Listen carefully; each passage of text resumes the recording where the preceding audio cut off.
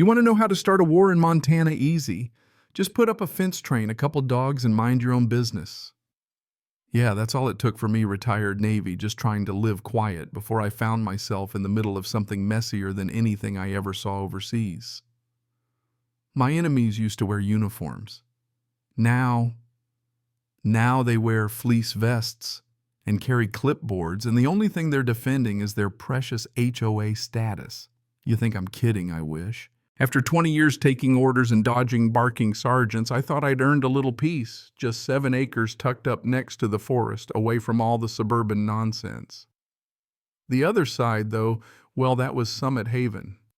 Even the name sounded smug, like the sort of place that puts rules about mailbox flags in the HOA charter. All I wanted was to be left alone, me, my dogs, my little slice of Montana. Instead, I got Karen. It started like a bad joke. First week, just deer and quiet. Then the mail showed up, official envelope, HOA letterhead, gold foil, all that. Welcome to the community, it said. We invite you to join our homeowners association, along with a 20-page list of rules about grass and paint and, get this, a mandatory friendliness code. I didn't bother replying. Second letter, little sharper. Your property should reflect the values of Summit Haven. I sent it back, big red Sharpie. Not interested, stop contacting me. Third time now, we're talking about aggressive animals and suspicious deliveries. There's no way they could even see my place from the road unless someone was out there squinting through binoculars. But that's how it goes. So I put up new signs. Surveillance active trespassers will be prosecuted, and my personal favorite, if you can read this, you're too damn close. And still, one morning, I find Karen herself parked outside my gate, phone in hand, filming through the trees like she's prepping for a reality show. I walk up, real casual flannel work gloves, bag of rawhides, ask her if she's lost. She doesn't even blink. I'm documenting for the HOA, she says.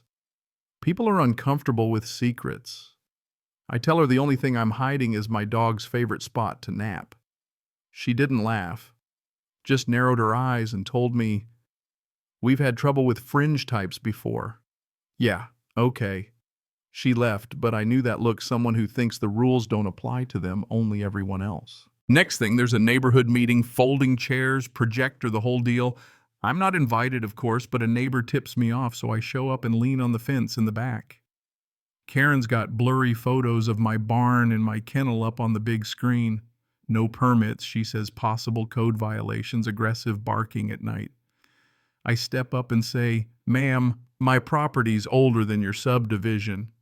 I'm not in your HOA, and I've got documentation to prove it. Crowd goes quiet.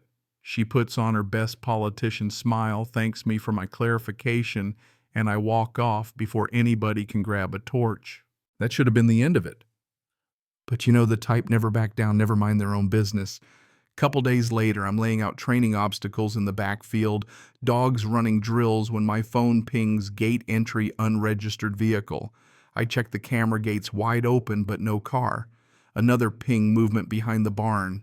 Sure enough, there's Karen, notebook in hand, creeping around like she's auditioning for National Geographic.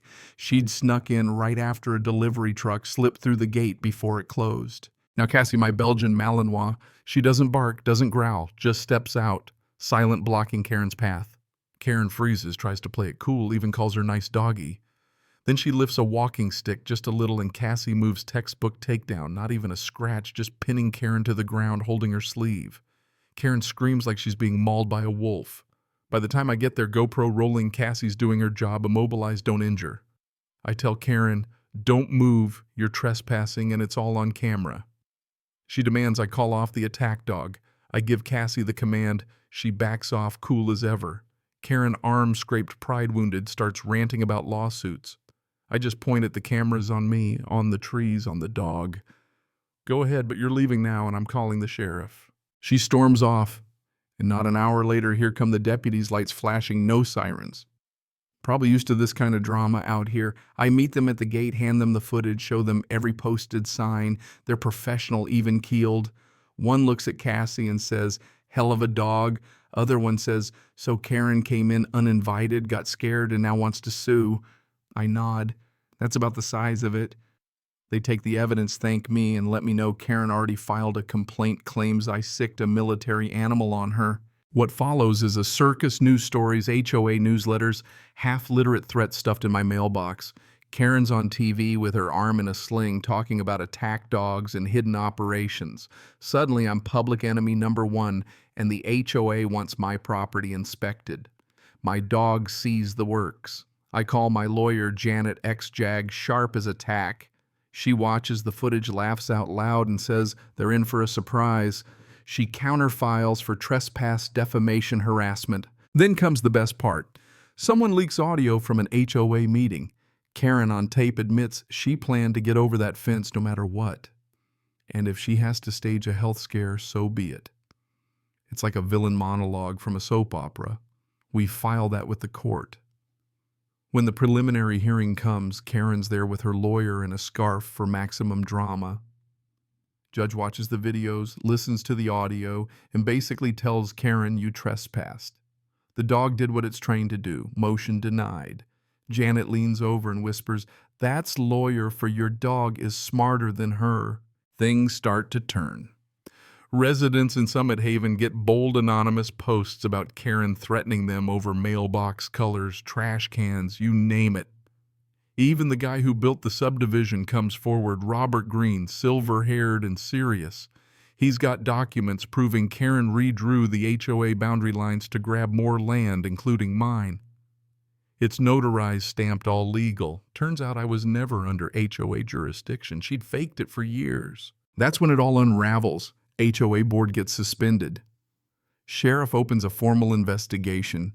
I hand over surveillance logs, camera footage, even drone shots of Karen sneaking around. The town hall Karen tries to host turns into a disaster.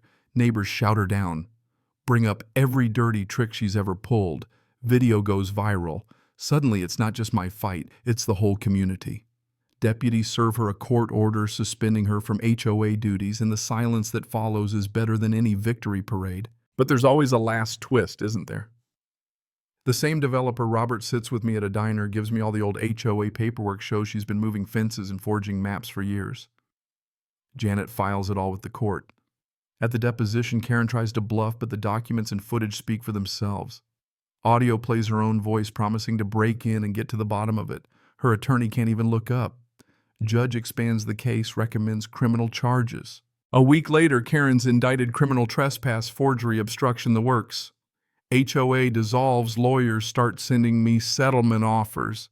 Cassie gets a medal from the sheriff's department. My neighbors finally come by to shake my hand, thank me for standing up. It all feels a little unreal. One day I'm just trying to mind my own, the next I'm the guy who brought down an HOA. So here's my take. Sometimes it isn't about the fence or the dog or even the land. It's about standing up when somebody tries to push you around, when they think their rules matter more than the truth. Karen learned that the hard way. The real power in a place like Summit Haven. Turns out it's not the HOA. It's the folks who aren't afraid to push back, who won't be bullied out of their own land. So what do you think? Should neighbors have the right to police each other, or is there a line nobody should cross? Tell me down below, whose side are you on, and have you ever had to fight for your peace and quiet? Hit subscribe if you believe a good fence makes for good neighbors and a better dog makes for a peaceful night.